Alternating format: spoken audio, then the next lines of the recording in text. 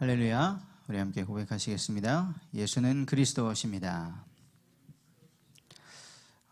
또 고백하시겠습니다. 성령이 임하시는 축복을 누리겠습니다. 아멘.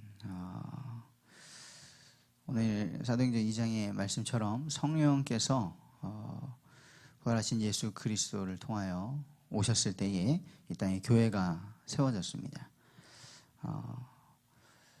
다른 말로 하면 성령이 임하시지 않으면 교회가 아닌 것이죠.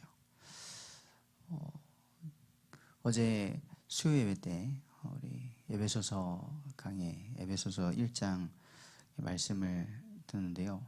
마지막에 그리스도께서 교회의 머리가 되시는데 교회를 통하여서 만물이 충만하게 하시는 그런 놀라운 축복이 있다. 굉장히 마음에 와닿았습니다.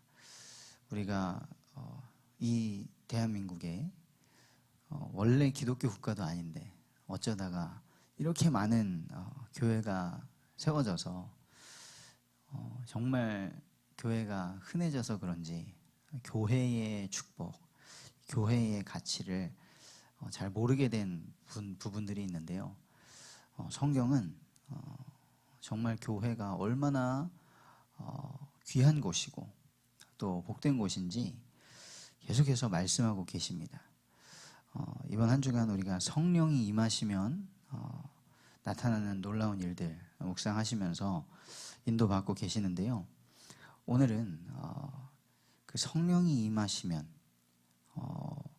어떤 일이 일어나는가 해서 교회라는 부분을 깊이 좀 생각해 보기를 원합니다. 그래서 오늘 나눌 말씀의 제목은 성령이 임하시는 교회입니다. 성령이 임하시는 교회입니다. 월요일부터 성령이 임하시는 사람과 시간과 장소 우리가 나눴었는데요.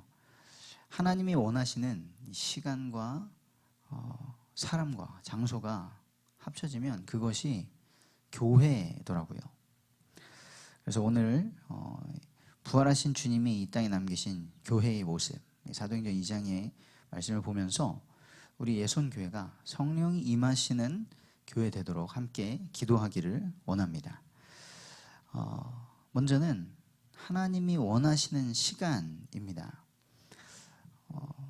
사도행전 2장 1절에 오순절 날이 이르매 말씀하셨는데요.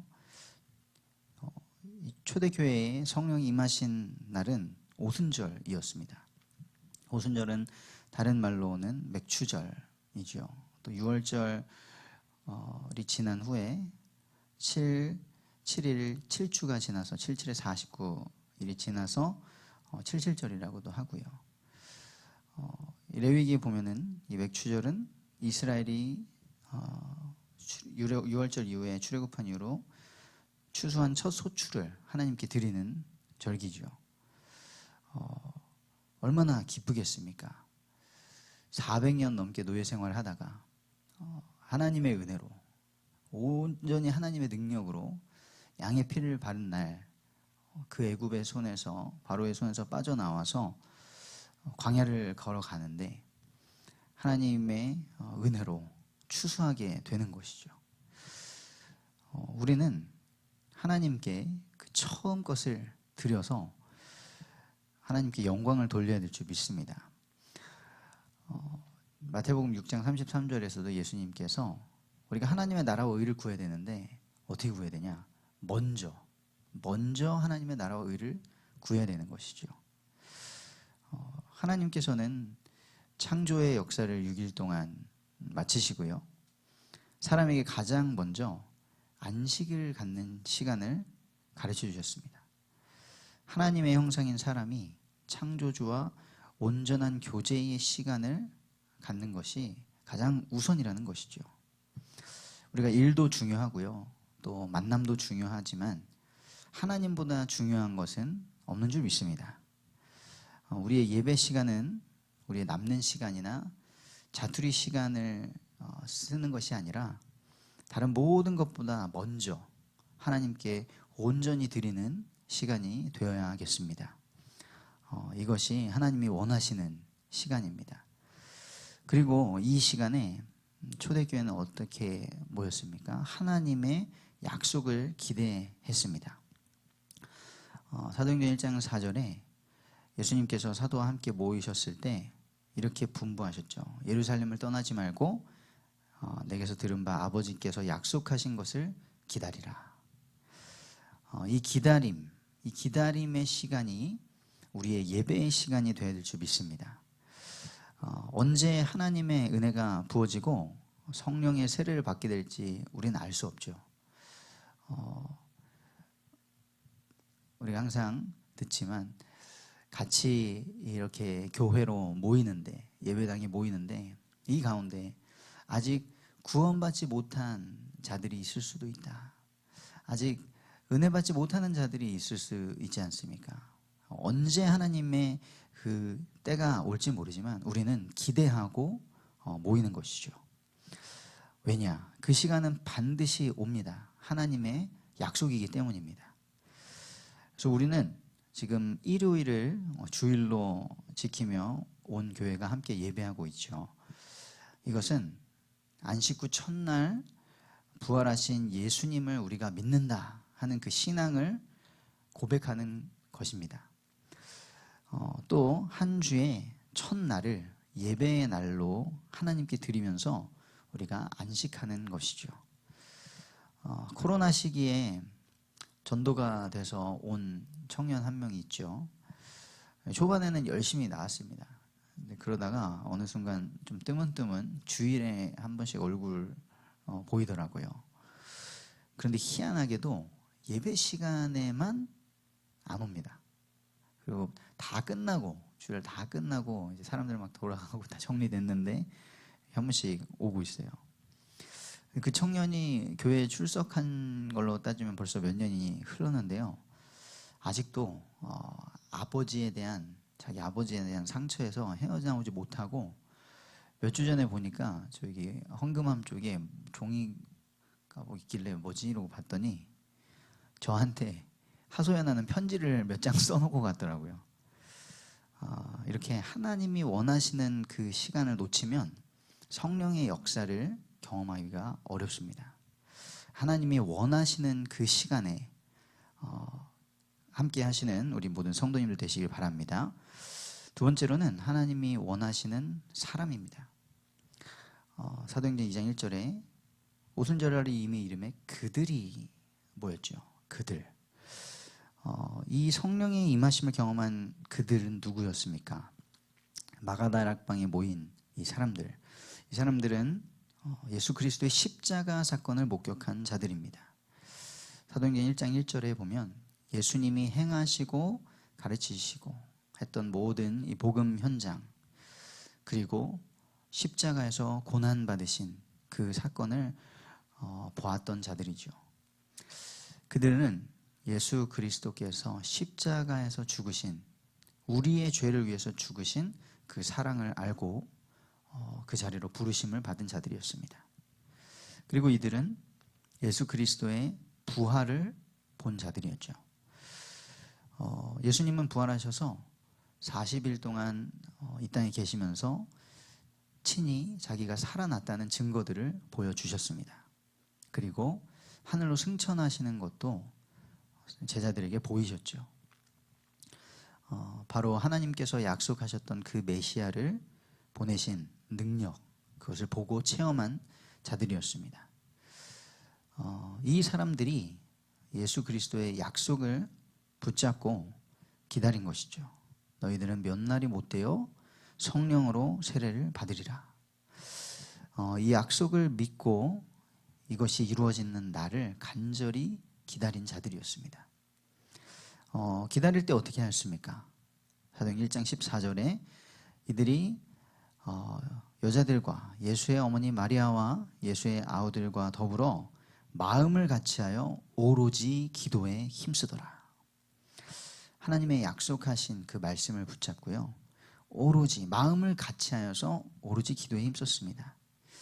성령은 복음으로 하나 되게 하십니다. 그리고 다른 데 힘을 낭비하게 하지 않고요. 오직 하나님의 은혜와 믿음을 얻는 데 힘쓰게 하십니다.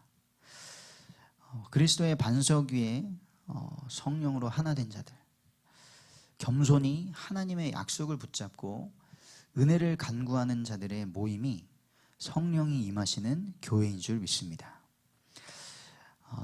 마지막으로 하나님이 원하시는 장소입니다. 사도행전 2장 1절에 그들이 다 같이 한 곳에 모였더니 말씀하고 계시죠. 이 장소, 이 모임은요, 세상은 원하지 않습니다. 이때는 이 초대교회 당시는 로마 제국 시대였죠. 로마 황제들 중에서 모든 황제들이 다 그랬던 건 아니지만 엄청난 기독교에 대한 핍박이 있었습니다. 모이면 죽는 것이죠. 황제 대신에 예수 그리스도를 하나님이고 신으로 그들 구세주로 믿는 자들을 어마어마하게 핍박했습니다. 그리고 또 이 그리스도를 믿지 않는 바리새인들, 유대인들이 계속해서 교회를 핍박했죠. 여기에는 회심하기 전에 전 바울도 포함이 됐죠. 바울이 그리스도의 교회를 잔멸하려고 다녔다라고 말씀하고 있습니다. 예수님께서는 이미 십자가 지시기 전에 말씀하셨습니다. 세상이 너희를 미워할 것이다. 그런데 세상이 너희를 미워하면 그 세상이 나를 먼저 미워했다는 것을 기억해라 하셨습니다. 물론 이것은 오직 죄와 마귀를 대적하는 복음 때문에 우리가 미움을 받아야겠죠. 지금은 안타깝게도 교회에 거룩하지 못한 모습들, 여러 가지 교회가 교회되지 못한 모습 때문에 세상의 질타를 받고 미움을 받는 그런 안타까운 현실입니다. 오늘날의 교회들이 거룩함을 회복하도록 우리가 기도해야겠습니다. 그리고 이 모임은요, 육신의 소욕, 우리의 육신에 원하는 것은 이 모임을 원치 않습니다. 이때 당시에 이곳에 모이면, 마가다락방에 모이면 사회적으로 단절되거나 또 죽임을 당할 수도 있었습니다. 고린도전서 15장 6절에 보면 이 부활을 목격한 자들이 500명이었다라고 언급을 합니다. 그런데 마가다락방에 모였던 자들은 120명 뿐이었죠. 절반이 넘는 사람이 이 모임에 함께할 수 없었습니다. 여러 가지 이유가 있었겠죠. 하나님이 원하시는 자리에 우리가 가기 위해서는 종종 세상의 풍조와 그런 분위기와 또 우리의 육신의 소욕을 거슬러야 합니다. 이 모든 것을 거슬러서 하나님이 원하시는 그 장소에 우리가 있기를 원합니다. 그리고 성령은 온 집에 가득하였다 말씀하십니다. 바람 같은, 불 같은 성령. 바람과 불은 거치는 것이 없죠. 성령의 바람이 불면요, 시원하게 하지 못할 심령이 없는 줄 믿습니다. 그 어떤 답답함과 어려움 가운데 있더라도 성령의 바람이 불어서 새롭게 하시는 역사가 일어날 줄 믿습니다. 성령의 불이 임하면 태우지 못할 죄악이 없습니다. 우리가 이러한 바람 같은 불 같은 온 집을, 온 교회에 가득한 이 성령이 임하기를 기도하기를 원합니다. 또 이 성령은 각 사람에게 임하였습니다. 성령은 사람의 생각과 계획보다 굉장히 세밀하게 역사하십니다. 우리 성도 각 사람은 그리스도의 지체이죠. 머리 대신 그리스도께 닿지 못할 사람이 없는 줄 믿습니다. 우리의 나이와 수준과 배경과 상관없이 성령을 사모하게 되시기를 원합니다. 그리고 이 성령은 충만하게 임하셨죠. 성령의 역사는 넉넉합니다. 부족함이 없습니다. 우리의 전 인격을 치유하시고 변화시키시는 줄 믿습니다. 그리고 성령이 임하셨을 때 복음이 전파되는 일이 시작되었습니다. 성령은 우리를 진리 가운데로 인도하셔서 그리스도의 주되심을 알고 고백하게 하십니다. 그리스도의 복음은 나와 우리의 가정을 구원하고요. 그리고 우리 지역과 나라 넘어서 세계로 전파될 것입니다. 우리가 이 일에 쓰임받는 그리스도의 증인, 성령의 증인 되기를 원합니다. 오늘 말씀드린 것처럼 하나님이 원하시는 그 시간, 하나님이 원하시는 사람들, 그들이 모인 그 장소, 이곳에 하나님의 성령이 임하시는 교회가 세워졌는데요. 결론입니다. 교회는 어떤 모습으로 살아가야 할까요? 사도행전 2장 42절에 이렇게 말씀하십니다. 그들이 사도의 가르침을 받아 서로 교제하고 떡을 떼며 오로지 기도하기를 힘쓰니라. 그들은 사도의 가르침을 받았습니다. 하나님의 말씀을 배운 것이죠. 우리가 사람의 소리, 세상의 지식들, 나의 생각과 내 감정을 내려놓고 하나님의 말씀으로 무장해야 될 줄 믿습니다. 그리고 그들은 떡을 떼며 교제했습니다. 예배한 것이죠. 예배는 하나님을 높이고 하나님이 행하신 일, 그리스도의 십자가를 높이는 것입니다. 그 구원의 축복을 받고 그리스도의 몸된 성도들이 교제하는 것이죠. 예배에 생명을 걸고 예배의 중심의 삶을 살아가기를 원합니다. 마지막으로 그들은 오로지 기도에 힘썼다 하셨습니다. 먼저 교회 안에 성도들이 은혜 받도록 기도해야겠습니다. 우리 예손의 모든 성도님들 한 분도 빠짐없이 강단 말씀에 은혜 받고요. 그 은혜를 나눌 수 있는 자들이 되도록 우리가 기도하기를 원합니다. 그리고 우리의 가정의 현장에 구원받을 자들을 위해서 힘써 기도해야겠습니다. 오늘 초대교회와 같이 성령이 임하시는 교회의 축복을 저와 우리 모든 성도님들 누리시기를 주님의 이름으로 축복합니다.